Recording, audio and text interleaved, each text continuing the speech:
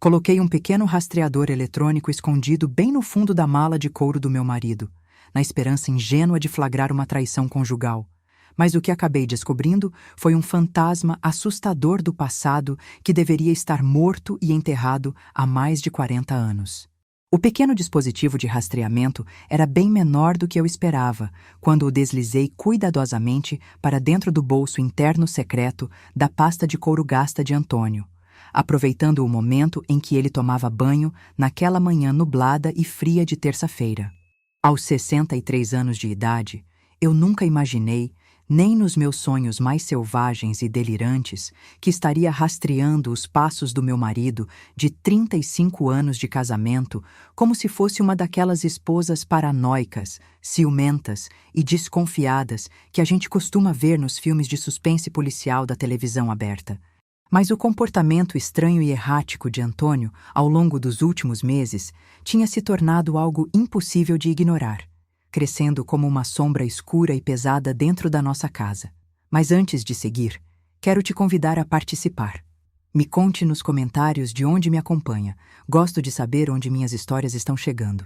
Tudo começou com os telefonemas misteriosos, aquelas conversas sussurradas pelos cantos da casa que terminavam abruptamente, num corte seco, no exato segundo em que eu entrava na sala, seguidas imediatamente pelas explicações nervosas, gaguejadas e pouco convincentes dele sobre supostos velhos colegas da época da engenharia e consultas imaginárias sobre o planejamento financeiro da nossa aposentadoria. Depois vieram as mudanças repentinas e inexplicáveis de horário na rotina dele, as saídas apressadas toda sexta-feira à tarde, sempre com explicações vagas e sem sentido sobre tarefas cotidianas irrelevantes e compromissos que duravam exatamente 2 horas, cronometradas no relógio, nem 1 minuto a mais, nem 1 minuto a menos. Helena, eu volto por volta das 5 horas da tarde. Antônio tinha dito naquela manhã específica, beijando minha testa com o mesmo carinho gentil, familiar e reconfortante que tinha caracterizado nosso casamento sólido desde 1988. Só preciso ir até o centro da cidade para resolver uns negócios pendentes. Que tipo de negócios são esses, Antônio? Eu perguntei, observando atentamente cada microexpressão do rosto dele e notando como o maxilar dele ficou tenso e rígido, instantaneamente com a minha pergunta inquisitiva. Nada importante com que você precise se preocupar, querida. É só aquela papelada financeira chata, burocrática e entediante que faria você dormir em 2 minutos se eu tentasse explicar. Antônio vinha me dando variações dessa mesma resposta evasiva e repetitiva por 4 longos e angustiantes meses. E eu estava cansada, exausta e farta de me sentir como uma completa estranha e intrusa vivendo dentro do meu próprio casamento de décadas. Depois que ele finalmente saiu pela porta e eu ouvi o barulho do motor do carro se afastando pela rua, abri o aplicativo de localização no meu celular, uma tecnologia moderna e surpreendente que meu neto, o filho de Jorge, tinha me ensinado a usar pacientemente para encontrar aparelhos eletrônicos perdidos pela casa, e fiquei olhando fixamente, quase hipnotizada, para o pequeno ponto digital pulsante que representava a pasta de Antônio se mover lentamente pelo mapa do nosso bairro residencial, tranquilo em direção ao centro movimentado e caótico da cidade. O caminho que ele fazia já era dolorosamente familiar para mim àquela altura do campeonato.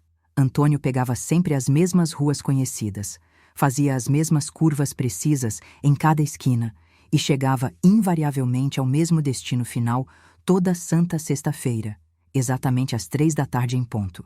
O destino era um hotel de luxo localizado na rua principal, um estabelecimento chique, imponente e caro, que atendia viajantes a negócios internacionais e turistas ricos que visitavam a nossa cidade.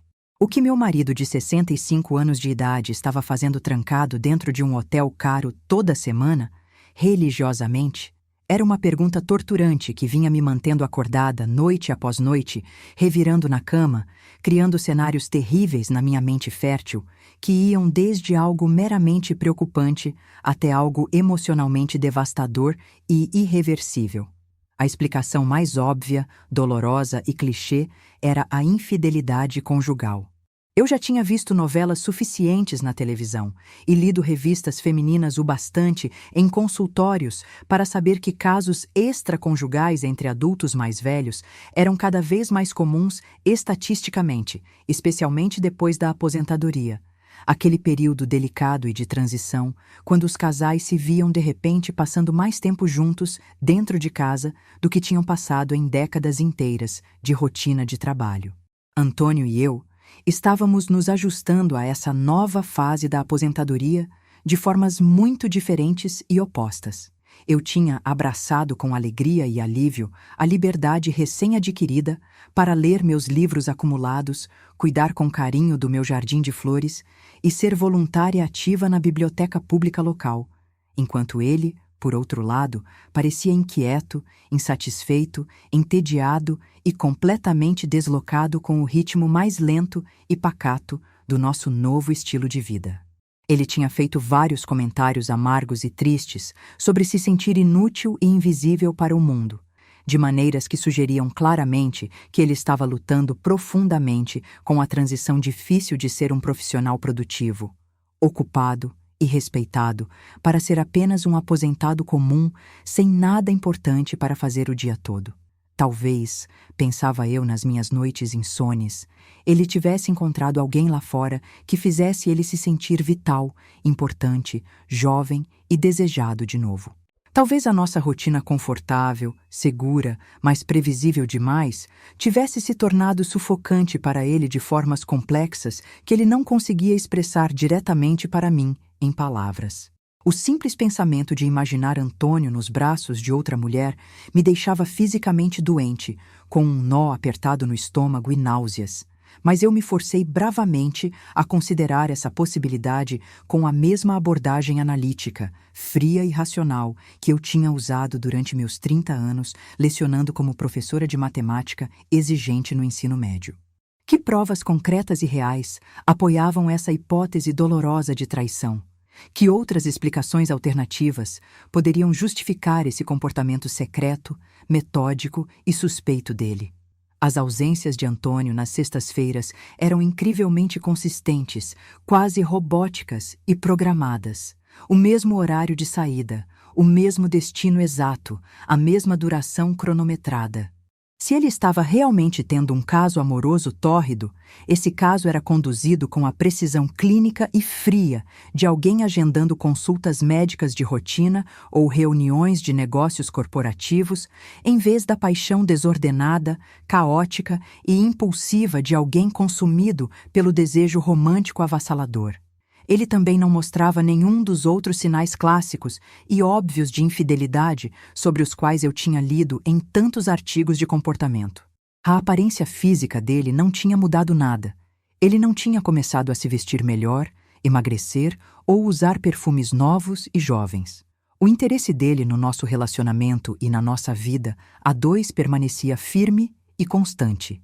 E a disponibilidade emocional dele parecia normal na maior parte do tempo, exceto pela ansiedade óbvia, palpável e crescente sobre o que quer que estivesse acontecendo naquelas tardes misteriosas de sexta-feira. Mas, pensando bem e analisando o perfil dele, Antônio sempre tinha sido um homem extremamente metódico e organizado com tudo em sua vida, desde o trabalho até as gavetas de meias.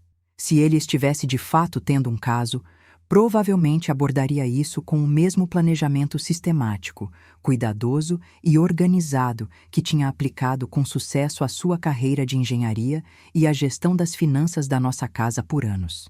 Passei aquela tarde de sexta-feira interminável tentando desesperadamente me distrair com tarefas domésticas banais, limpando coisas que já estavam limpas e arrumando o que já estava arrumado, enquanto monitorava obsessivamente a localização dele pelo aplicativo no celular a cada 5 minutos. O ponto digital, representando a pasta dele, permaneceu imóvel e estático no endereço do hotel das 3h15 da tarde até as 5h05, exatamente como tinha acontecido, sem falha, nas últimas 16 semanas consecutivas. Quando Antônio finalmente voltou para casa às 5h30 da tarde, ele parecia visivelmente mais relaxado e leve do que tinha estado a semana toda, quase alegre de um jeito que fez meu estômago apertar com uma nova e dolorosa onda de suspeita e desconfiança. Como foram suas tarefas na rua hoje? Perguntei, tentando soar natural, mas estudando cada detalhe e microexpressão do rosto dele em busca de qualquer sinal de mentira, culpa ou batom. Tudo bem, querida. Foi tudo tranquilo, nada de emocionante ou diferente para relatar. Antônio, você parece mais feliz, mais leve agora. Aconteceu alguma coisa boa durante seus compromissos no centro? Só é bom sair um pouco de casa, ver gente e resolver uns negócios pendentes. Helena, você sabe muito bem como eu fico inquieto e agoniado, ficando sentado por aqui o dia todo sem fazer nada produtivo. Naquela noite, Antônio adormeceu facilmente, com um sono pesado, profundo e tranquilo, enquanto eu fiquei acordada na cama ao lado dele, olhando para o teto escuro e planejando meus próximos passos com cuidado estratégico. Se meu marido estava realmente tendo um caso, eu precisava de provas concretas, materiais e irrefutáveis antes de confrontá-lo sobre um comportamento que poderia destruir nosso casamento de décadas e os relacionamentos com toda a nossa família e amigos. Se ele não estava tendo um caso, eu precisava entender desesperadamente o que poderia ser importante o suficiente para exigir reuniões secretas semanais em um hotel caro, mantendo o sigilo absoluto e total da esposa com quem ele compartilhava a vida, a cama e os sonhos há 35 anos. Na manhã seguinte, um sábado ensolarado, enquanto Antônio trabalhava no jardim da frente podando as roseiras e cuidando da grama, vasculhei o escritório dele em casa, revirando gavetas e prateleiras em busca de qualquer papel, nota ou documentação relacionada às misteriosas atividades de sexta-feira. Ele sempre tinha sido extremamente organizado e meticuloso com registros financeiros e papéis importantes, mantendo tudo arquivado em pastas com etiquetas coloridas e datas dentro das gavetas trancadas da escrivaninha. O que encontrei depois de muito procurar me confundiu mais do que esclareceu minhas suspeitas iniciais de traição. Escondido bem no fundo de uma gaveta, atrás de documentos antigos de seguro da casa e extratos de investimento de anos atrás, descobri um envelope pardo grosso e pesado, contendo dezenas de comprovantes de depósito bancário de uma conta que eu nunca tinha visto antes em toda a minha vida financeira com ele. Os depósitos eram substanciais, valores altos e assustadores, variando de 70 mil a 200 mil reais, ocorrendo mensalmente e religiosamente pelos últimos anos sem falha. O número da conta não me era familiar de forma alguma, e o banco era uma instituição comercial grande localizada no centro da cidade, um banco que nunca tínhamos usado para nossas finanças pessoais ou familiares. Nossas economias de aposentadoria suadas, nossa conta corrente conjunta do dia a dia e nosso portfólio de investimentos de longo prazo eram todos gerenciados pelo nosso banco habitual de bairro, onde éramos clientes fiéis e conhecidos desde que nos mudamos para a cidade 3 décadas atrás. Com as mãos trêmulas de nervosismo, fotografei vários daqueles comprovantes de depósito misteriosos com a câmera do meu celular, notando o padrão consistente e inegável de grandes depósitos mensais que coincidiam perfeitamente com as datas das misteriosas reuniões de sexta-feira de Antônio no hotel.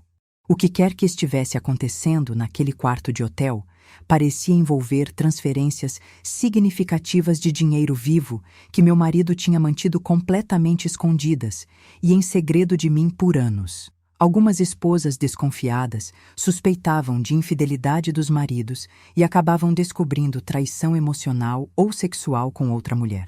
Eu estava começando a suspeitar, com um frio terrível na espinha, que os segredos profundos de Antônio envolviam atividades financeiras escusas que poderiam ser muito mais perigosas, complexas e arriscadas do que um simples adultério conjugal.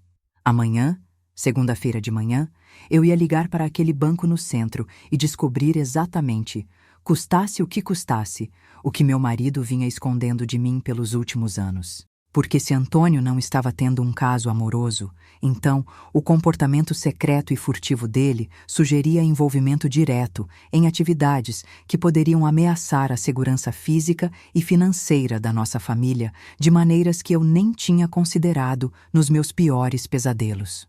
E se ele estivesse lavando dinheiro sujo ou envolvido em crimes financeiros graves, então nossa aposentadoria confortável, segura e tranquila estava construída sobre fundações ilegais, podres e frágeis que poderiam desmoronar a qualquer momento, levando tudo o que construímos com tanto esforço. A manhã de segunda-feira chegou trazendo um telefonema decisivo que destruiria tudo o que eu achava que sabia sobre meu marido leal e nossa segurança financeira estável. Esperei pacientemente até Antônio sair de carro para a sua ida semanal ao mercado fazer as compras da casa antes de discar para o número do banco com o coração na boca, minhas mãos tremendo incontrolavelmente enquanto me preparava psicologicamente para confirmar ou dissipar meus piores medos sobre aquelas reuniões. Atendimento ao cliente do banco, pois não. Como posso ajudar a senhora hoje? Olá. Estou ligando por causa de uma conta que pode estar registrada no nome do meu marido. Preciso verificar algumas informações urgentes para fins de declaração de imposto de renda da família. Claro, senhora. Compreendo perfeitamente. Ficarei feliz em ajudar com isso. A senhora pode me fornecer o número da conta e o nome completo do titular para eu verificar no sistema? Li o número da conta impresso em um dos comprovantes de depósito que tinha encontrado sobre a mesa, junto com o nome completo e o número do cadastro de pessoa física de Antônio. Números que eu tinha decorado de cabeça depois de 35 anos declarando imposto de renda juntos, como um casal. Senhora Martins, vejo uma conta com esse número aqui no nosso sistema, mas precisarei verificar sua identidade por questões de segurança bancária antes de discutir quaisquer detalhes sigilosos da conta. A senhora está listada oficialmente como usuária autorizada nesta conta específica? Eu não tenho certeza absoluta. Meu marido cuida da maior parte dos nossos arranjos financeiros complexos e estou apenas tentando organizar nossos registros e a papelada acumulada após a aposentadoria recente. Dele do trabalho. A representante do banco fez uma pausa longa e silenciosa, por vários segundos tensos, antes de responder com um tom de voz levemente alterado, que sugeria claramente que ela estava acessando informações na tela do computador que a surpreenderam ou confundiram. Senhora Martins, estou vendo aqui no sistema que esta conta tem 2 signatários autorizados registrados, o senhor Antônio Martins e alguém chamado Daniel Martins. A senhora é parente próxima desse senhor Daniel Martins? Meu sangue virou gelo instantaneamente nas minhas veias, enquanto eu absorvia as implicações terríveis e impossíveis do que a representante do banco tinha acabado de me dizer ao telefone. Daniel Martins era o irmão gêmeo idêntico de Antônio, que tinha morrido tragicamente em um acidente de carro horrível 40 anos atrás, quando ainda éramos jovens e cheios de vida. Eu mesma tinha ido ao funeral de Daniel em 1983, consolado Antônio por meses intermináveis de luto profundo e depressão quando ainda éramos namorados, e assistido ele lutar dolorosamente com a culpa de sobrevivente por anos a fio após a morte prematura e violenta do irmão querido. Senhora, ainda está na linha? A representante perguntou preocupada, depois que fiquei em silêncio absoluto e catatônico por quase 30 segundos, tentando lembrar como se respira. Desculpe, minha senhora. Poderia repetir esse nome, por favor? A senhora disse Daniel Martins? Sim, senhora. Confirmo que Daniel Martins está listado como o titular principal da conta, com o senhor Antônio Martins como o signatário secundário. A conta foi aberta no ano de 2015 e tem mantido um saldo substancial através de depósitos mensais regulares e constantes desde então. De que tipo de saldo estamos falando exatamente? Se é que a senhora pode me dizer? Senhora Martins, infelizmente não posso fornecer informações específicas de saldo ou valores exatos para alguém que não está listada formalmente na conta, mas posso adiantar que esta conta tem estado muito ativa com grandes atividades de depósito em dinheiro vivo nos últimos 8 anos ininterruptos. Pode me dizer algo sobre a natureza desses depósitos? Se é renda empresarial, retornos de investimento, lucros, esse tipo de coisa? Os depósitos parecem ser predominantemente transações em dinheiro vivo, processadas através de nossos serviços bancários comerciais para empresas. Senhora Martins, se a senhora tem preocupações ou dúvidas sobre esta conta, eu recomendaria fortemente falar diretamente com os titulares da conta ou consultar um contador ou consultor financeiro da sua confiança. Depois de encerrar a chamada com a mão trêmula, me sentei na cadeira do escritório de casa, atordoada e em choque, encarando os comprovantes de depósito espalhados pela mesa de madeira maciça, tentando processar informações absurdas que contradiziam tudo o que eu acreditava ser verdade sobre a história da minha família e as circunstâncias atuais da nossa vida. Daniel Martins estava morto e enterrado. Eu tinha visto o corpo dele no caixão na funerária. Tinha assistido os coveiros baixarem o caixão dele na terra úmida do cemitério e tinha observado de perto o luto devastador de Antônio por perder seu irmão gêmeo idêntico para um acidente estúpido envolvendo um motorista de caminhão bêbado numa estrada chuvosa. Não havia absolutamente nenhuma possibilidade, nenhuma chance lógica ou racional de que Daniel estivesse vivo e cogerenciando uma conta bancária ativa com depósitos substanciais em dinheiro vivo nos dias de hoje, a menos que tudo o que eu tinha acreditado e vivido sobre a morte de Daniel tivesse sido uma mentira elaborada, cruel e mantida por décadas. Passei o resto da tarde pesquisando registros públicos e arquivos de jornais antigos na internet, procurando desesperadamente por qualquer evidência, qualquer pista mínima de que Daniel Martins tivesse sobrevivido ao acidente de carro de 1983, ou tivesse de alguma forma voltado dos mortos, milagrosamente, para abrir contas bancárias com meu marido. O que descobri me fez questionar não apenas o destino trágico de Daniel, mas minha própria sanidade, memória e percepção da realidade. O boletim de ocorrência policial do acidente de 1983 estava disponível através dos arquivos digitais da Polícia Rodoviária. No dia 15 de março de 1983, o veículo dirigido por Daniel Martins tinha colidido violentamente de frente com um caminhão na rodovia durante uma tempestade de chuva forte que tirava a visibilidade. O motorista do carro tinha sido declarado morto no local do acidente pelos paramédicos e o corpo tinha sido liberado para a família Martins para os arranjos do enterro logo em seguida. Mas, conforme eu lia os detalhes técnicos do relatório com mais cuidado e atenção, notei algo perturbador que nunca tinha me ocorrido durante o trauma emocional e a confusão de planejar o funeral às pressas 40 anos atrás. O corpo tinha sido severamente danificado, queimado e desfigurado no acidente, e a identificação formal tinha sido feita apenas através do conteúdo da carteira encontrada no bolso e de registros dentários comparativos, em vez de uma identificação visual direta e inequívoca pelos familiares próximos. Antônio tinha insistido veementemente em um funeral de caixão fechado e lacrado na época, explicando para todos os parentes e amigos que queria lembrar do irmão como ele tinha vivido, sorrindo e feliz, em vez de guardar a imagem traumática de como ele tinha morrido naquela tragédia sangrenta. Na época, a decisão firme de Antônio tinha parecido um processamento saudável, compreensível e até nobre do luto, em vez de evidência de uma possível enganação, fraude ou crime. Mas e se o corpo carbonizado dentro do caixão de Daniel não fosse realmente o de Daniel? E se meu cunhado tivesse de alguma forma forjado a própria morte de maneira espetacular e estivesse vivendo sob uma identidade falsa, escondido nas sombras, pelos últimos 40 anos bem debaixo dos nossos narizes? A ideia parecia impossível, coisa de roteiro de filme de ficção, mas era a única explicação lógica e plausível que poderia justificar o nome de um homem morto aparecendo legalmente em contas bancárias ativas com depósitos substanciais em dinheiro vivo nos dias de hoje. Naquela noite tensa, Antônio voltou das compras com o comportamento alegre, assobiando e rotineiro de sempre, aparentemente alheio à minha descoberta bombástica da conta secreta, ou as minhas suspeitas crescentes e aterrorizantes sobre a suposta morte do irmão dele. "Como foi seu dia, querida? Tudo bem por aqui?" Perguntou ele, enquanto descarregava as sacolas de compras cheias na bancada da cozinha com a rotina doméstica reconfortante que tinha caracterizado nossa aposentadoria tranquila até agora. Tudo bem. Foi um dia tranquilo e normal, só organizando uma papelada antiga no escritório e colocando em dia as tarefas domésticas acumuladas da semana.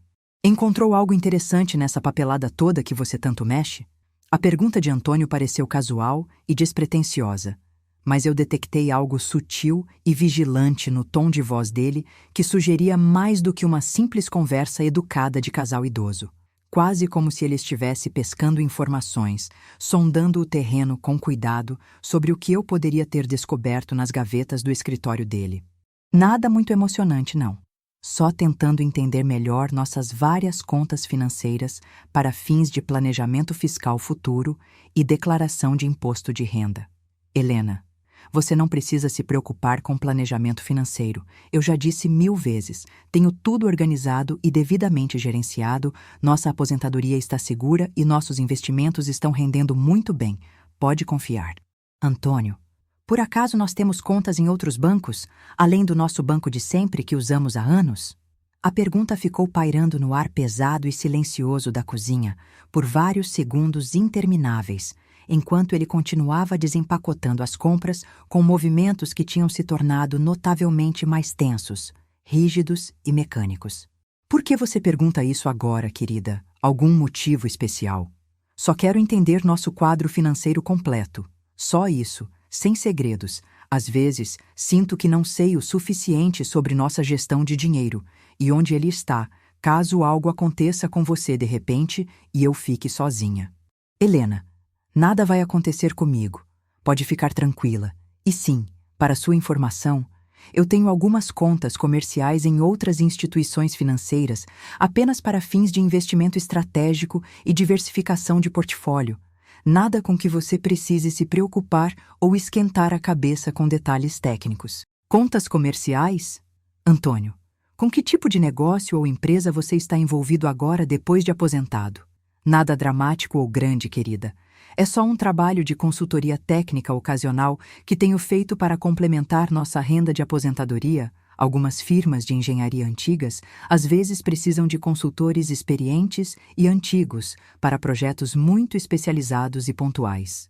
A explicação de Antônio soava plausível e razoável na superfície, mas não justificava de forma alguma o envolvimento do nome do irmão gêmeo supostamente morto ou os depósitos substanciais em dinheiro vivo, ocorrendo mensalmente e pontualmente por 8 anos seguidos. Naquela noite insone, tomei uma decisão firme e perigosa que confirmaria minhas suspeitas de uma vez por todas, ou me convenceria de que o luto não resolvido e a paranoia da idade estavam afetando meu pensamento racional.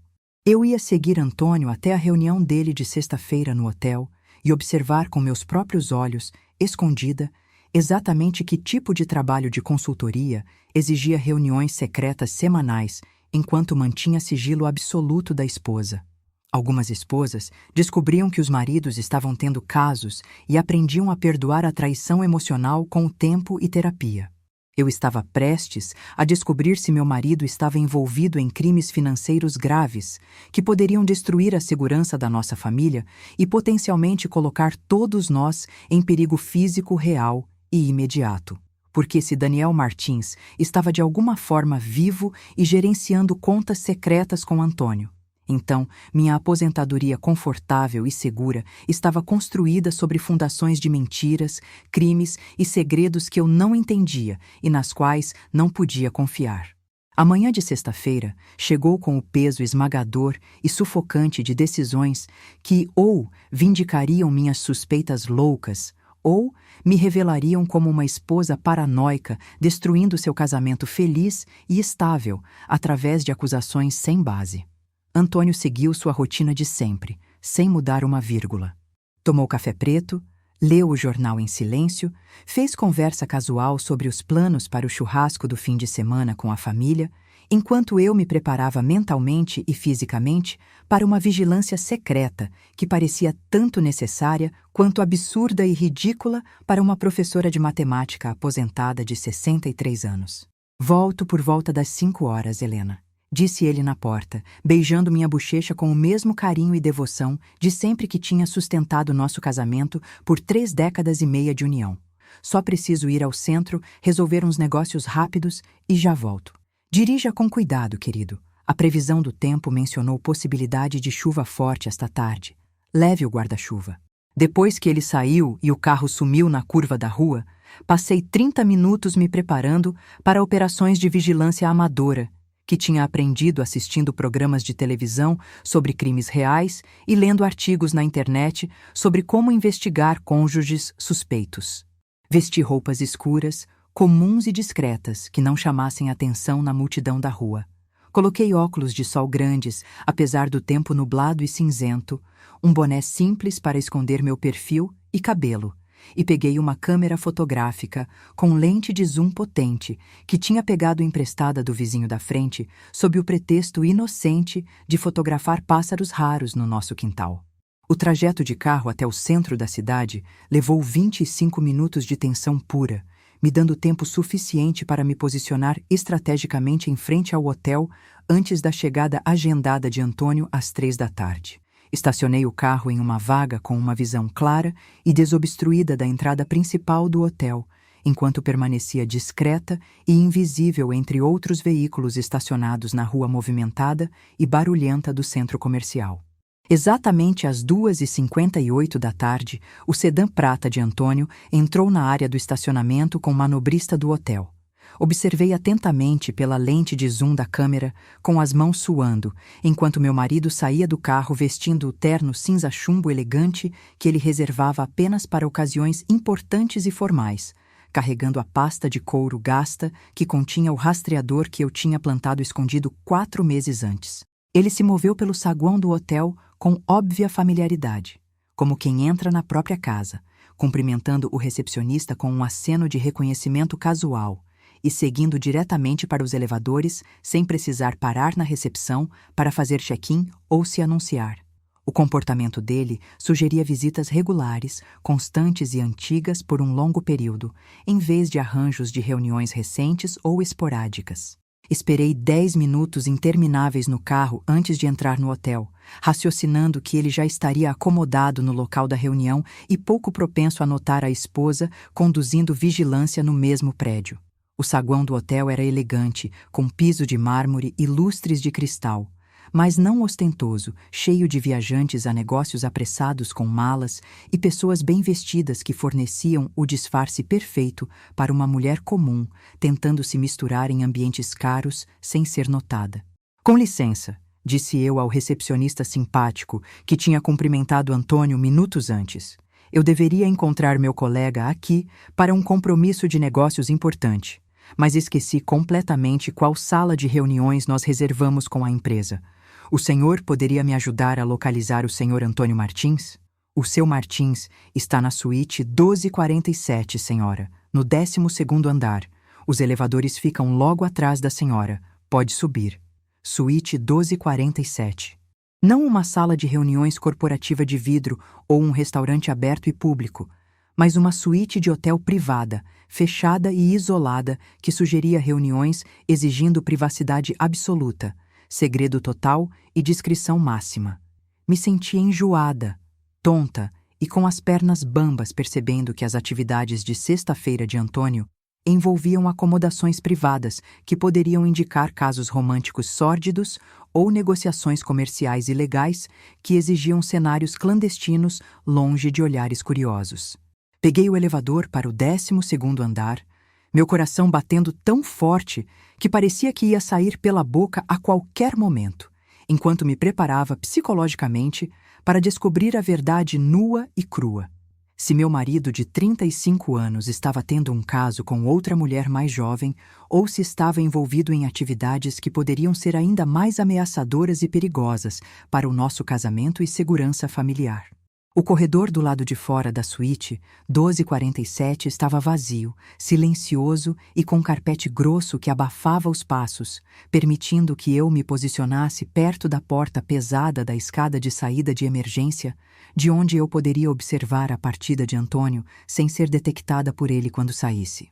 Através da porta fechada da suíte, Eu podia ouvir vozes abafadas e graves, sugerindo que ele estava se reunindo e conversando com pelo menos mais uma pessoa lá dentro, embora a conversa fosse indistinta demais através da madeira grossa para eu identificar palavras específicas ou determinar o gênero do companheiro dele.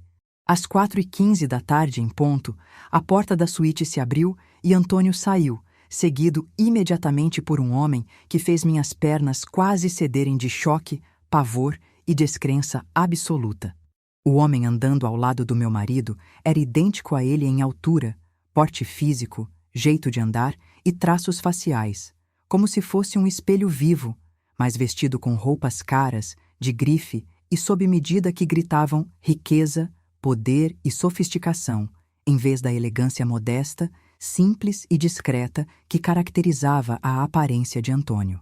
Eles poderiam ser irmãos, ou mais precisamente, poderiam ser gêmeos idênticos, separados por um estilo de vida. Eles poderiam ser Daniel e Antônio Martins, apesar do fato inegável e documentado de que Daniel estava supostamente morto e enterrado há 40 anos. Consegui, com muito esforço e tremedeira, fotografar os dois homens enquanto eles caminhavam lado a lado em direção ao elevador, embora minhas mãos estivessem tremendo tanto de nervosismo e choque que eu não tinha certeza se as imagens ficariam claras o suficiente para confirmar o que meus olhos estavam vendo. O homem com Antônio se movia com uma confiança, arrogância e autoridade natural que contrastavam fortemente com o nervosismo óbvio, a postura curvada e o respeito amedrontado do meu marido. Enquanto eles esperavam pelo elevador chegar no andar, ouvi fragmentos da conversa deles que fizeram meu sangue gelar nas veias e meu coração parar. A transferência mensal precisa ser concluída sem falhas até terça-feira. Antônio, eles estão ficando desconfiados e impacientes sobre a documentação de origem do dinheiro. Se as autoridades começarem a investigar as contas a fundo, a segurança da sua família, da sua esposa e dos seus netos depende inteiramente de manter discrição absoluta e silêncio total. O elevador chegou e as portas se abriram antes que eu pudesse ouvir mais da conversa perturbadora e ameaçadora. Mas eu tinha ouvido o suficiente para entender claramente que as reuniões de sexta-feira de Antônio envolviam transferências financeiras ilegais, documentação suspeita e ameaças diretas de morte à segurança da nossa família se os detalhes fossem revelados às autoridades. Permaneci escondida na escada de emergência escura, segurando a respiração e rezando, até ter certeza absoluta de que ambos os homens tinham deixado o hotel e ido embora. Então, voltei para o meu carro com o coração disparado e com provas fotográficas que ou salvariam ou destruiriam meu casamento, dependendo de como eu escolhesse lidar com o que descobri. Antônio Martins estava se encontrando semanalmente, em segredo absoluto, com alguém que parecia exatamente com seu irmão gêmeo supostamente morto, discutindo transferências financeiras vultosas e investigações criminais enquanto recebia ameaças veladas sobre a segurança da nossa família. Ou Antônio estava sendo coagido, chantageado e forçado a participar de atividades ilegais contra a vontade dele, ou ele era um participante voluntário, frio e cúmplice em crimes que envolviam dinheiro substancial e violência potencial contra pessoas inocentes. Quando ele voltou para casa às 5h30 da tarde, com o comportamento relaxado, tranquilo e sorridente de sempre, senti como se estivesse vivendo na mesma casa com um completo estranho cuja verdadeira identidade, passado e atividades ocultas eram completamente desconhecidas para mim. "Como foi seu dia, querida?" perguntou ele com o mesmo carinho gentil e voz suave de sempre, aparentemente alheio ao fato de que a esposa tinha passado a tarde conduzindo uma vigilância policial amadora que revelou seu envolvimento em uma conspiração criminosa perigosa. "Tudo bem, querido. Só um dia quieto, normal e sem novidades em casa. Bom ouvir isso. Estou ansioso por um fim de semana tranquilo, descansado e em paz com minha linda esposa." Enquanto ele beijava minha testa e se acomodava na poltrona favorita da sala para ler o jornal da noite, percebi com tristeza profunda que nosso fim de semana seria tudo menos tranquilo assim que eu o confrontasse sobre a verdade terrível. Algumas esposas seguiam seus maridos e descobriam infidelidade que poderia ser resolvida através de muita conversa, terapia de casal e perdão mútuo. Eu tinha seguido meu marido e descoberto evidências de atividade criminosa pesada envolvendo alguém que deveria estar morto e enterrado há 4 décadas, transferências financeiras que sugeriam lavagem de dinheiro e ameaças de morte reais contra nossa família. Amanhã de manhã, eu ia exigir respostas claras e a verdade completa que poderiam salvar nosso casamento ou destruir nossa família para sempre. Porque a alternativa ao confronto direto era viver com um homem cujos segredos sombrios poderiam colocar todos nós, filhos e netos, em perigo mortal a qualquer momento. A manhã de sábado chegou com o tipo de normalidade enganosa, frágil e tensa que eu sabia que seria estilhaçada em poucas horas por conversas difíceis e reveladoras que explicariam ou condenariam tudo o que eu tinha descoberto. Passava o café fresco no coador e cortava o pão na cozinha enquanto meu marido lia o jornal na mesa da copa, ambos realizando rotinas domésticas automáticas que pareciam surreais, teatrais e falsas, dado o que eu tinha presenciado no hotel no dia anterior. Antônio, precisamos conversar agora sobre algo muito importante e sério, disse eu, colocando a xícara de café fumegante ao lado do jornal dele, com mãos que tremiam visivelmente, apesar dos meus melhores esforços para parecer calma, fria e controlada. Claro, querida. O que você tem em mente? Aconteceu algum problema com a casa? Preciso saber exatamente e sem mentiras com quem você estava se encontrando ontem no hotel. E preciso entender por que essa pessoa parecia exatamente com o Daniel, seu irmão morto. O jornal congelou na metade do caminho para a mesa, enquanto minhas palavras eram registradas, processadas e entendidas pelo cérebro dele. A cor sumiu do rosto dele com tanta velocidade que pensei que ele pudesse estar tendo um ataque cardíaco fulminante ali mesmo na minha frente, e as mãos dele começaram a tremer violentamente enquanto ele colocava a xícara na mesa com um esforço óbvio para não derrubar tudo e fazer uma sujeira. Helena, do que você está falando? Ficou louca? Eu não conheço ninguém naquele hotel. Não estive em hotel nenhum. Antônio, pare de mentir para mim agora. Eu segui você ontem até lá. Eu entrei no hotel. Eu vi você sair da suíte com um homem que parecia idêntico a você. E eu ouvi fragmentos da conversa de vocês no corredor sobre transferências mensais, documentação suspeita e ameaças à segurança da nossa família. Você me seguiu até lá? Como pôde fazer isso comigo? Por que espionaria seu próprio marido desse jeito depois de tantos anos? Porque meu marido tem mentido para mim descaradamente e sem vergonha por meses sobre as atividades de sexta-feira e porque encontrei registros bancários escondidos no fundo da gaveta do seu escritório mostrando uma conta com mais de 30 milhões de reais que tem o nome de Daniel nela, apesar do fato histórico de que seu irmão morreu e foi enterrado há 40 anos. Antônio se levantou abruptamente da cadeira, derrubando o jornal, andando de um lado para o outro na cozinha, com os movimentos agitados, nervosos e encurralados de alguém cuja mentira cuidadosamente construída por anos tinha desmoronado de repente aos seus pés. Helena, pelo amor de Deus, você não entende a complexidade e o perigo mortal dessa situação. Tem coisas sobre minha família e meu passado que eu nunca consegui te contar. Segredos pesados e perigosos que carreguei sozinho e em silêncio por décadas para proteger você e nossos filhos do pior. Que tipo de segredos, Antônio? Me conte agora. Daniel não morreu naquele acidente de carro em 1983 como todos pensam.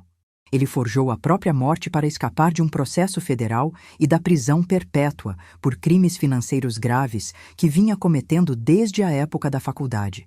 Senti a cozinha girando ao meu redor e o chão sumindo enquanto ele confirmava o que eu tinha começado a suspeitar, mas não conseguia aceitar como realidade possível. Daniel forjou a morte? Como isso é possível? Eu fui ao funeral dele, Antônio. Eu estava lá chorando. Nós o enterramos naquele cemitério. Nós enterramos um indigente não identificado, cujo corpo Daniel substituiu pelo dele depois do acidente, para enganar a todos e fugir.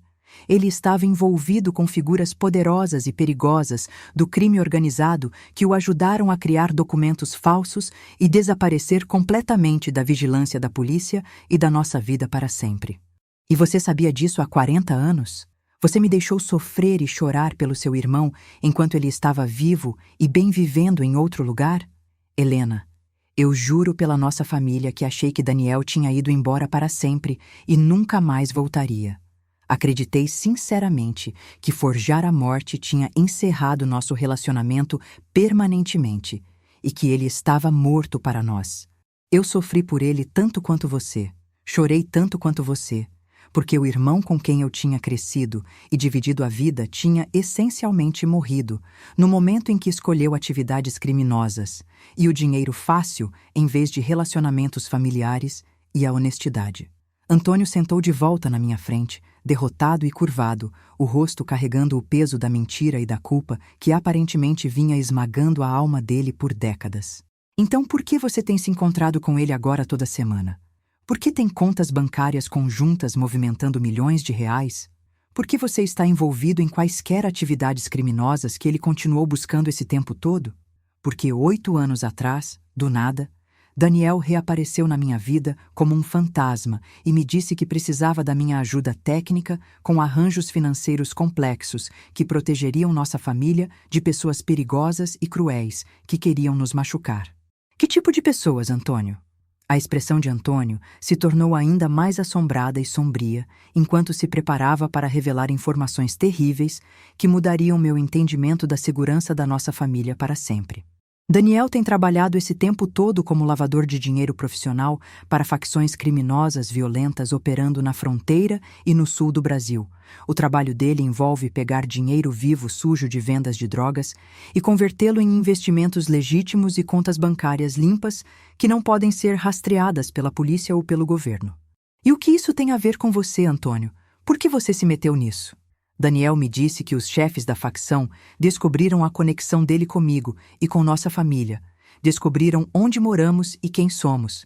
Eles ameaçaram matar você, matar nossos filhos e nossos netos, um por um, a menos que eu o ajudasse a gerenciar transferências financeiras complexas que manteriam as operações de lavagem rodando sem problemas para eles lucrarem. Me senti enjoada e com vontade de vomitar ali mesmo na cozinha enquanto as implicações terríveis da explicação eram absorvidas. Nossa família vinha vivendo sob ameaças de morte reais e constantes de facções criminosas por 8 anos, enquanto meu marido participava de operações de lavagem de dinheiro para nos proteger da violência brutal e do assassinato. Antônio, por que não me contou antes? Por que não contatamos a polícia para proteção imediata e denúncia? Porque Daniel me avisou e provou com documentos que a polícia local tinha sido infiltrada por informantes da facção que alertariam os chefes dele no mesmo instante se tentássemos buscar proteção oficial ou denunciar. Ele disse que nossa única segurança vinha da minha cooperação contínua, eficiente e silenciosa com operações financeiras que mantinham os criminosos satisfeitos e lucrando alto. Então, por 8 anos, você tem lavado dinheiro para traficantes de drogas que ameaçaram assassinar nossa família inteira. Tenho transferido fundos e gerenciado documentação de contas que ajudam Daniel a manter a posição dele com pessoas cruéis e sem alma que poderiam eliminar nossa família inteira sem hesitação e sem deixar rastros para a polícia. Ele estendeu a mão trêmula através da mesa para pegar as minhas, os olhos cheios de lágrimas de desespero e medo que eu nunca tinha visto durante nossos 35 anos de casamento feliz. Helena, toda sexta-feira, eu me encontro com meu irmão, que deveria estar morto, e participo de atividades criminosas que poderiam me mandar para a cadeia federal pelo resto da minha vida, porque a única alternativa é assistir nossos filhos e netos morrerem mortes violentas e horríveis nas mãos de pessoas que matam famílias inteiras por diversão ou negócios. Quanto dinheiro você lavou para eles nesses anos todos? Nos últimos 8 anos, aproximadamente 250 milhões de reais em lucros de drogas foram processados através de contas que eu ajudo a gerenciar e esconder do governo. Puxei minhas mãos das dele com repulsa e me levantei da mesa, precisando de distância física enquanto processava a realidade chocante de que meu marido era um criminoso federal que vinha protegendo nossa família através da participação ativa em operações organizadas de drogas. Antônio, o que acontece se você parar de colaborar hoje? O que acontece se a facção decidir amanhã que não precisa mais de você? O que acontece se a Polícia Federal descobrir seu envolvimento antes deles? Eu não sei, Helena. Sinceramente, não sei a resposta. Venho vivendo com essas perguntas aterrorizantes por 8 anos, apavorado todo dia, acordando e dormindo com medo, sabendo que a segurança da nossa família depende de decisões tomadas por criminosos violentos e instáveis que poderiam mudar de ideia sobre nossa utilidade a qualquer momento. Algumas esposas descobriam que os maridos estavam tendo casos e enfrentavam escolhas difíceis sobre perdão e terapia de casal. Eu descobri que meu marido estava lavando dinheiro para o tráfico internacional sob ameaça de assassinato da família e que nossa aposentadoria confortável era financiada indiretamente por lucros criminosos que poderiam resultar em processo, prisão e retaliação sangrenta. Nossa família estava presa em um beco sem saída entre a lei e o crime organizado, sem opções seguras para escapar. E o homem com quem eu era casada e dormia ao lado há 35 anos vinha carregando esse fardo esmagador sozinho e em silêncio, nos protegendo através de participação criminosa que violava tudo o que acreditávamos sobre honestidade, integridade e lei. As horas seguintes à revelação devastadora de Antônio passaram em um borrão surreal de descrença, terror paralisante e planejamento desesperado de sobrevivência. À noite, estávamos sentados à mesa da cozinha, cercados por pilhas de documentos financeiros, celulares descartáveis e informações de contato de emergência que Antônio vinha mantendo secretamente por 8 anos. Me mostre tudo, Antônio. Quero ver tudo agora. Preciso entender o alcance completo do que estamos lidando aqui e o tamanho do perigo. Ele caminhou até o escritório e abriu um fundo falso, habilmente escondido no armário embutido da parede, voltando com arquivos grossos e pesados que documentavam a transformação dele de engenheiro respeitado para lavador de dinheiro relutante para uma das organizações criminosas mais perigosas do continente. A Organização Mendoza controla rotas de tráfico internacionais gigantescas, explicou ele com voz cansada, espalhando fotografias de criminosos e organogramas complexos pela mesa da cozinha. Daniel tem sido o coordenador financeiro principal deles para a região sul do país desde 2015, o que significa que ele é o responsável direto por lavar fortunas anualmente para eles. E seu papel na operação, qual é exatamente nisso tudo? Eu gerencio os aspectos técnicos e digitais de transferir dinheiro de drogas através de instituições financeiras legítimas sem acionar os sistemas de monitoramento automático e alertas do Banco Central.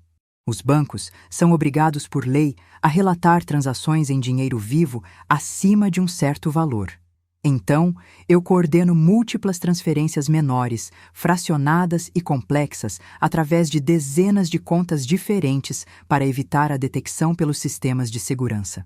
Estudei os extratos bancários com atenção, percebendo com horror que a conta com milhões de reais que descobri era apenas um componente minúsculo de uma vasta rede financeira, projetada para esconder a fonte de lucros criminosos ilícitos. Quantas contas você está gerenciando ao todo neste esquema? 47 contas espalhadas em 12 bancos diferentes em vários estados do país. Toda sexta-feira, eu me encontro com Daniel pessoalmente para receber instruções detalhadas sobre quais transferências executar, quais contas fechar para apagar rastros e quais novas contas estabelecer em nomes de laranjas para continuar o ciclo. Antônio. Isso é formação de quadrilha e lavagem de dinheiro em escala industrial. Se você for pego pela polícia, vai enfrentar décadas na prisão sem direito à fiança. E se eu parar de colaborar, Helena, os chefes de Daniel vão assassinar nossa família inteira, um por um, para nos impedir de testemunhar contra a organização deles e expor o esquema. Os documentos que ele me mostrou incluíam perfis detalhados e assustadores dos nossos filhos e netos, com fotos tiradas de longe. Os endereços atuais, rotinas diárias minuto a minuto, horários escolares das crianças e informações de local de trabalho que tinham sido compiladas por olheiros profissionais da facção que nos vigiavam. Eles sabem onde Elisa trabalha, sabem onde as crianças vão para a escola, sabem onde Jorge joga futebol no fim de semana com os amigos. Helena, essas pessoas vêm observando nossa família de perto por 8 anos, documentando nossas vulnerabilidades e rotinas caso precisem eliminar testemunhas ou fazer reféns para garantir meu silêncio. E quanto a Daniel?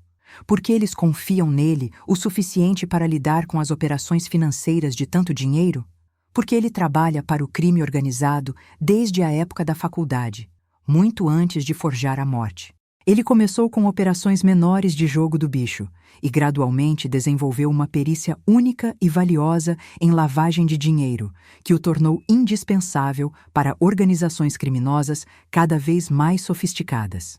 Antônio me mostrou fotografias antigas da década de 80 retratando Daniel sorrindo ao lado de figuras conhecidas do crime, documentando uma carreira criminosa que tinha sido escondida da nossa família por décadas. Quando Daniel reapareceu na minha vida 8 anos atrás, ele não era meu irmão perdido pedindo ajuda emocional ou abrigo. Era um criminoso profissional e frio me recrutando para operações que exigiam alguém com minha perícia em engenharia e minhas credenciais financeiras legítimas e limpas no mercado. Perícia em engenharia? O que engenharia tem a ver com lavagem de dinheiro, Antônio? A lavagem de dinheiro moderna e digital exige um entendimento sofisticado de software bancário, protocolos de transferência eletrônica e sistemas de monitoramento de segurança cibernética. Ele precisava de alguém que pudesse desenvolver soluções técnicas personalizadas para mover grandes quantias de dinheiro sem acionar a vigilância automatizada dos bancos e do governo. Me senti enjoada, percebendo que as habilidades profissionais de Antônio, que sempre foram motivo de orgulho para nós, o tinham tornado unicamente valioso para criminosos que o tinham visado especificamente para recrutamento, em vez de aleatoriamente ameaçar nossa família. Então isso nunca foi sobre nos proteger de violência aleatória ou azar do destino. Eles te recrutaram de propósito porque sua perícia era essencial para as operações deles funcionarem. Exatamente, Helena. Daniel apresentou a ameaça à nossa família como motivação para garantir minha cooperação forçada e imediata. Mas a verdadeira razão pela qual eles me queriam era minha habilidade técnica de projetar sistemas de transferência que as agências federais não conseguissem detectar ou rastrear facilmente. Antônio, o que acontece se formos à Polícia Federal agora e contarmos tudo? Que tipo de proteção eles poderiam fornecer para nós e para as crianças? Daniel me avisou e mostrou provas concretas de que as agências têm sido infiltradas pela organização há anos, o que significa que eles não têm inteligência confiável sobre as operações ou recursos adequados para proteger testemunhas sem vazar nossa localização para os assassinos. Ele me mostrou notícias e recortes de jornal sobre famílias inteiras que tentaram cooperar com investigações contra o tráfico, apenas para serem encontradas e assassinadas brutalmente, apesar de estarem sob suposta proteção policial do Estado. Programas de proteção funcionam razoavelmente bem contra criminosos comuns de rua. São muito menos eficazes contra organizações internacionais bilionárias que têm recursos ilimitados para localizar e eliminar testemunhas onde quer que estejam no mundo. Então, nossas escolhas reais são participação contínua em atividades criminosas ou a provável morte para nossa família inteira. Essas têm sido nossas únicas escolhas por 8 anos, Helena. Toda sexta-feira eu participo de crimes que poderiam destruir nossas vidas, porque a única alternativa é assistir nossos filhos e netos morrerem. Naquela noite, liguei para nossa filha Elisa, usando os protocolos de comunicação segura e os celulares descartáveis que Antônio tinha estabelecido para emergências extremas. Mãe, você está ligando de um número estranho e desconhecido. Aconteceu alguma coisa? Está tudo bem aí? Elisa, escute com atenção e não entre em pânico. Seu pai e eu precisamos discutir algumas questões de segurança familiar urgentes que podem afetar você e as crianças diretamente. Você e Marcos podem vir para casa neste fim de semana para uma reunião importante e sigilosa? Questões de segurança? Mãe, você está me assustando. Que tipo de problemas são esses? Do tipo sério que exigem que nossa família tome algumas decisões difíceis imediatamente sobre o futuro. Elisa, por favor, não discuta essa conversa com ninguém, nem amigos, exceto Marcos. E, por favor, não use mensagens de texto, redes sociais ou e-mail para combinar a viagem, apenas venham o mais rápido possível. Depois de encerrar a chamada, passamos horas madrugadas adentro, discutindo opções que variavam de participação criminosa contínua à fuga imediata do país, até tentar cooperar com autoridades que poderiam não ser capazes de nos proteger adequadamente. Helena, tem mais uma opção arriscada que não discutimos ainda. Que opção? Poderíamos tentar reunir nós mesmos provas contra a organização que seriam valiosas e explosivas o suficiente para as autoridades federais para justificar uma proteção extraordinária e máxima para nossa família em troca. Que tipo de provas? Registros financeiros detalhados documentando toda a operação de lavagem de dinheiro, incluindo números de contas, protocolos de transferência, nomes e estrutura organizacional completa que poderiam permitir que a Polícia Federal desmantele a rede financeira deles de uma vez por todas. Antônio, se formos pegos reunindo provas contra eles, eles vão nos torturar e matar junto com todos que já amamos sem piedade nenhuma. E se continuarmos participando das operações sem buscar escapar, eventualmente seremos pegos por investigações da polícia e enfrentaremos a prisão perpétua, enquanto ainda estaremos vulneráveis à retaliação da facção, mesmo dentro da cadeia.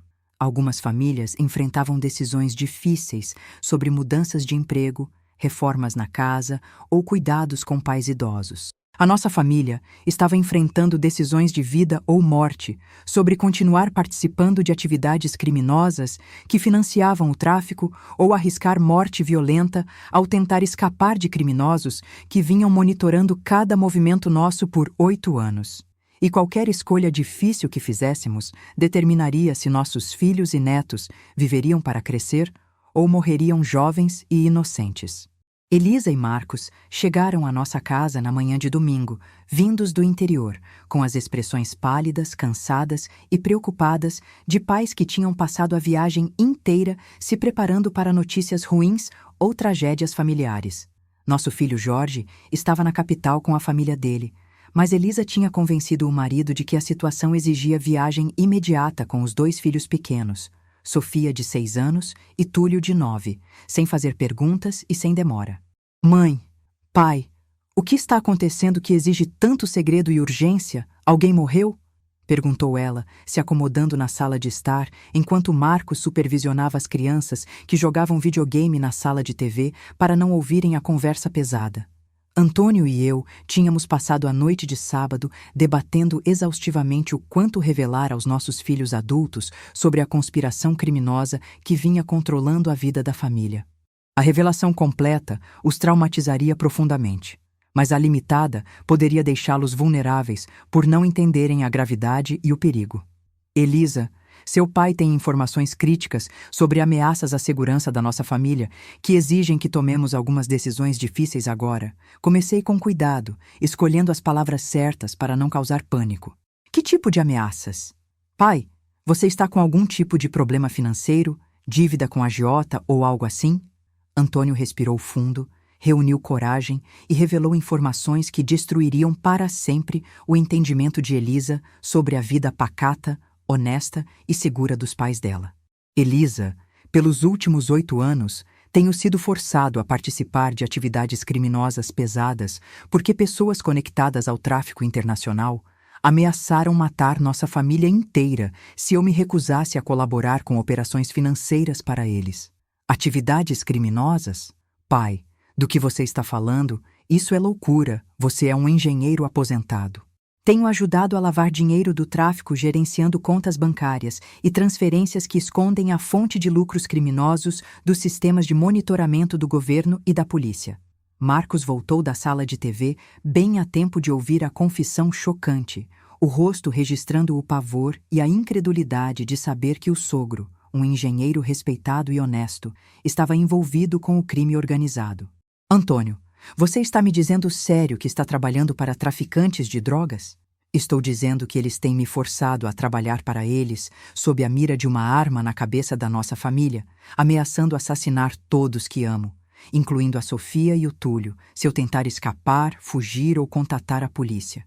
Elisa se levantou abruptamente do sofá, andando pela sala em círculos com movimentos agitados e mãos na cabeça, tentando processar. Pai, há quanto tempo isso está acontecendo nas nossas costas sem a gente saber? Desde 2015, filha. Por 8 anos, seus filhos têm estado sob vigilância constante de criminosos que poderiam eliminá-los a qualquer momento se eu falhasse em uma única transferência. E você nunca nos contou? Nunca nos avisou que corríamos perigo de vida? Porque avisar vocês teria colocado vocês em um perigo ainda maior e imediato. Essas pessoas matam famílias inteiras preventivamente para impedir que testemunhas deponham ou fujam. Marcos sentou pesadamente na poltrona, pálido, lutando para processar a realidade de que a vida segura deles era uma ilusão frágil. Antônio, pelo amor de Deus, o que nós fazemos agora? Como protegemos a Sofia e o Túlio desses monstros? Ele mostrou para Elisa e Marcos os mesmos perfis de vigilância detalhados que tinha revelado para mim no dia anterior, documentando 8 anos de observação que incluía os horários escolares dos nossos netos, atividades na escolinha de futebol e endereços de amigos da escola. Essas pessoas sabem tudo sobre as rotinas da nossa família. Eles sabem onde as crianças estão a cada hora do dia e da noite. Então, nossas escolhas são participação contínua no crime ou assistir nossos filhos morrerem? Elisa perguntou em pânico, com lágrimas nos olhos e voz embargada. Essas têm sido nossas únicas escolhas até agora. Mas Helena e eu estamos discutindo uma terceira opção perigosa. Reunir provas contra a organização que sejam valiosas o suficiente para a Polícia Federal justificar proteção máxima e novas identidades para a nossa família inteira. Mostrei para eles os registros financeiros e expliquei nosso plano desesperado de colaborar em troca de proteção a testemunhas. Mãe, o programa de proteção no Brasil é complicado, falho, e não há garantia nenhuma de que eles possam nos proteger de criminosos internacionais desse nível. Elisa protestou com razão e medo. Elisa, também não há garantia nenhuma de que a participação criminosa contínua vai nos proteger para sempre. Uma hora eles nos descartam ou são presos. Marcos, que era contador experiente, pegou e estudou os documentos financeiros sobre a mesa, reconhecendo imediatamente a sofisticação técnica e a dimensão da operação. Antônio, isso mostra transações de milhões de reais. A estrutura é imensa e complexa. A Polícia Federal definitivamente estaria interessada em inteligência dessa escala para derrubar a quadrilha inteira. Mas reunir mais provas é arriscado demais. É suicídio. Naquela tarde, ligamos para Jorge na capital usando comunicação segura. Pai, estou pegando o próximo voo para ir agora mesmo. Jorge anunciou imediatamente, depois de ouvir nossa explicação editada e tensa ao telefone. Jorge, não use aplicativos de mensagem para combinar nada e não fale com ninguém sobre isso, exceto a Sara. Venha direto. À noite, nossa família inteira estava reunida na sala, discutindo opções com as cortinas fechadas e luzes baixas. Eu voto pela cooperação federal, Jorge anunciou firme depois de ver as provas na mesa. Não podemos continuar reféns do tráfico para sempre. Isso não é vida. Eu voto por sair do país, fugir. Elisa rebateu desesperada. Vamos para o exterior, para algum lugar onde eles não possam nos alcançar nunca mais. Mudar de nome. Sair do país nos tornaria fugitivos internacionais procurados pela Interpol. Além de alvos fáceis da facção, Marcos apontou com realismo frio. Enquanto a família debatia acaloradamente, percebi que qualquer decisão que tomássemos naquela sala definiria o futuro e a vida dos meus netos para sempre. Tem mais um fator urgente que vocês precisam saber, Antônio disse calmamente, interrompendo a discussão. Amanhã é sexta-feira. Tenho reunião agendada com Daniel no hotel. Se eu não for, vão presumir na hora que estou colaborando ou fugindo e vão agir contra a família imediatamente para nos calar. Tínhamos menos de 12 horas para decidir nosso destino. A noite de quinta-feira passou sem sono para ninguém na casa. Ao amanhecer, com olheiras profundas e café forte, decidimos pelo plano que nos apavorava, mas era a única esperança real de liberdade. A Polícia Federal tem uma delegacia especializada em crime organizado na capital, Jorge explicou, pesquisando no computador desconectado da rede principal por segurança. A delegada Patrícia Moreira lidera operações contra tráfico internacional e é conhecida por ser incorruptível e eficiente. Elisa tinha pesquisado opções de imigração como plano B durante a madrugada. Poderíamos tentar visto de residência urgente se tivéssemos tempo e planejamento, mas agora é urgente demais, disse ela, desistindo da ideia com tristeza. Nosso plano envolvia Antônio ir à reunião de sexta-feira com Daniel usando uma escuta escondida da Polícia Federal no corpo. Às 10 da manhã, contatamos a delegada Patrícia Moreira através de um canal seguro de denúncia. Em 2 horas, ela e 3 agentes federais armados e a paisana estavam na nossa sala revisando os documentos espalhados com interesse profissional. Seu Martins, esta documentação é ouro puro, poderia nos permitir desmantelar a rede financeira inteira da organização Mendoza e prender dezenas de envolvidos de alto escalão de uma vez só, a delegada explicou, visivelmente impressionada com a qualidade das provas. Delegada, que tipo de proteção real vocês podem fornecer para minha família em troca desse risco? Podemos oferecer inclusão imediata no programa de proteção a testemunhas, realocação para outro estado distante, novas identidades completas e segurança armada 24 horas. Mas preciso ser honesta com vocês. O risco existe e é alto. A organização é poderosa e tem braços longos. Mas com essas provas, vamos atacar a cabeça da cobra e deixá-los sem recursos financeiros. À 1 da tarde, técnicos da polícia equiparam Antônio com escutas e câmeras indetectáveis escondidas na roupa e na pasta. Vamos monitorar tudo de uma van descaracterizada estacionada próxima ao hotel, a delegada explicou. Se houver qualquer ameaça à sua integridade física, invadimos na hora. Ele saiu para sua última reunião com Daniel, carregando o peso do mundo nos ombros e o futuro da nossa família nas mãos. Eu, Elisa, Marcos, Jorge e Sara esperamos na sala com os agentes monitorando o áudio em tempo real, o coração na boca a cada segundo. Às 3h15, a voz de Antônio veio pelo equipamento chiando e com interferência enquanto ele entrava na suíte 1247 no hotel. Olá, Daniel. Antônio, você parece nervoso hoje, está suando. O que houve? Só cansado, irmão, muito trabalho acumulado. Tenho notícias ruins para te dar hoje. A Federal está investigando contas que usamos para as transferências.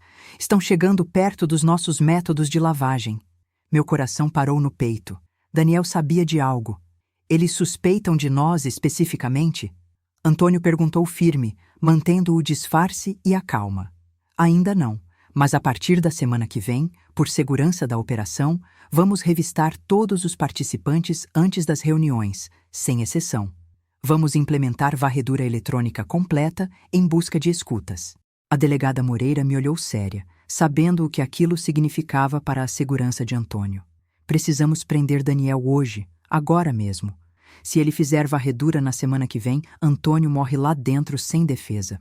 Às 4h30 da tarde, agentes federais prenderam Daniel Martins saindo do saguão do hotel, algemado diante de todos os hóspedes. Antônio voltou para casa naquela noite escoltado pela polícia, como testemunha protegida, não mais um lavador de dinheiro do tráfico. Acabou tudo? Elisa perguntou chorando, abraçando o pai com força. A parte criminosa acabou, respondeu ele exausto e aliviado. Mas agora começa a nossa vida nova, difícil e escondida. 6 meses depois de tudo, eu estava na cozinha de uma casa simples e modesta, no interior de outro estado, longe de tudo que conhecíamos e amávamos. Antônio passava o café fresco no coador de pano, o cheiro enchendo a cozinha. Nossos nomes agora eram Valéria e Alberto Barros. Nossos filhos eram Rebeca e Davi Costa, morando em cidades vizinhas por segurança com as famílias deles. O café está pronto, Valéria. Venha tomar. Alberto chamou da cozinha com voz tranquila. Alberto, a delegada Moreira ligou agora há pouco para dar notícias. O julgamento começa na primavera. Estou aliviado, disse ele sorrindo. Pela primeira vez em 8 anos, não tenho medo de que matem nossos netos na saída da escola. Antônio, agora Alberto, Fazia terapia semanal com o Dr. Porto para lidar com o trauma profundo e a culpa. Ele sofria o luto pelo irmão que morreu de verdade em 83, não pelo criminoso frio e calculista que foi preso pela polícia. Graças ao depoimento detalhado e corajoso de Alberto, 37 membros da organização foram presos e condenados a longas penas. Daniel pegou pena máxima em Presídio Federal de Segurança Máxima. Nossa família teve que cortar contato absoluto e total com todos do passado na nossa cidade natal. Amigos, vizinhos, parentes distantes, tudo. Sinto falta do nosso jardim e das minhas roseiras premiadas. Admiti certa noite na varanda, olhando para o nada e sentindo saudade. Eu também, Valéria, sinto falta da nossa vida antiga. Mas prefiro 1000 vezes essa varanda simples no interior, com segurança e paz, do que aquela mansão com medo constante da morte. 2 anos depois, depondo no tribunal diante do júri e do juiz, enfrentei a defesa agressiva dos advogados do cartel que tentava pintar meu marido como cúmplice voluntário e ganancioso. Meu marido foi coagido sob ameaça de morte da família inteira, declarei firme, olhando nos olhos do juiz e dos jurados. Não ficamos ricos com isso, não ganhamos nada, ficamos vivos. Após o julgamento, a delegada Moreira nos informou que, embora a organização tivesse sido desmantelada financeiramente, era seguro e recomendável manter as identidades novas para sempre, pois a vingança é uma marca registrada do crime organizado. 5 anos depois daquele primeiro rastreamento na pasta, eu preparava a ceia de Natal na nossa casa definitiva e segura no interior. Meus netos, Sofia e Túlio, agora adolescentes, corriam pela casa com os primos, rindo e brincando. Eles sabiam que éramos de outro lugar, que tínhamos outra história antes dali, mas o passado era um segredo guardado, às 7 chaves para a segurança de todos. Vó Valéria, posso contar na escola nova que meu avô era engenheiro de grandes obras e construiu prédios? Sofia perguntou inocente, querendo se orgulhar do avô. Pode dizer que ele trabalhava com construção civil, querida, sem detalhes específicos, é mais seguro. Era o preço alto e constante da nossa liberdade. Apagar quem fomos um dia, para garantir quem somos hoje e podermos viver. Na varanda, sob o céu estrelado e limpo do interior, Alberto segurou minha mão com força e carinho. Você se arrepende de ter colocado aquele rastreador na minha pasta naquele dia fatídico? Aquele rastreador nos salvou, Alberto. Se eu não tivesse desconfiado e agido, ainda seríamos reféns daquele pesadelo, ou estaríamos mortos ou presos agora. Eu coloquei um rastreador na mala do meu marido, achando que era uma esposa traída e ciumenta. Descobri que era esposa de um homem corajoso e leal, que sacrificou a própria alma e paz para nos manter vivos e protegidos. Hoje, sou Valéria Barros, e minha família está segura, unida e feliz. E isso, no fim das contas, é tudo que importa na vida. Se tiver gostado da história, compartilhe sua opinião nos comentários. O que faria diferente, de onde está me ouvindo e que nota essa história merece. E não esquece de se inscrever no canal, isso me ajuda a continuar trazendo conteúdos como esse. Até a próxima!